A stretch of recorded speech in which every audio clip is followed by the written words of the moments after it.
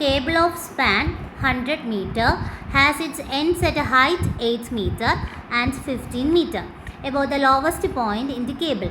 It carries a UDL of 10 kN per meter per unit horizontal run of the span. Determine the horizontal and vertical reaction at the support. What is the length of the cable? Okay. അപ്പോൾ കേബിളിൻ്റെ span 100 metre തന്നിട്ടുണ്ട്.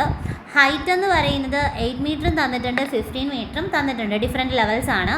It carries A UDL of 10 kN per unit horizontal run off the span.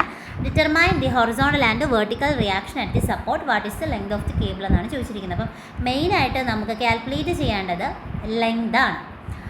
ഇങ്ങനെ ഒരു question വന്നാൽ ആദ്യം given data എഴുതാം.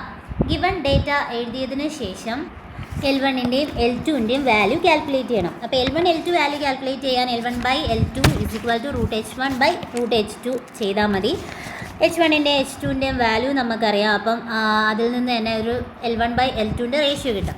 അടുത്ത L എന്ന് പറയുന്ന 100 ആണെന്ന് തന്നിട്ടുണ്ട്. അപ്പോൾ അതിൽ നിന്ന് തന്നെ L1 + L2 100 എന്ന് എടുക്കാം.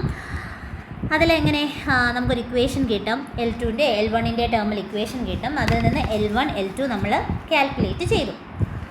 ഇനി എച്ചിൻ്റെ എന്ന് പറയുമ്പോഴത്തെ H WL1 / 2H1 ആണ്. അപ്പോൾ W അറിയാം, L അറിയാം, H1 അറിയാം.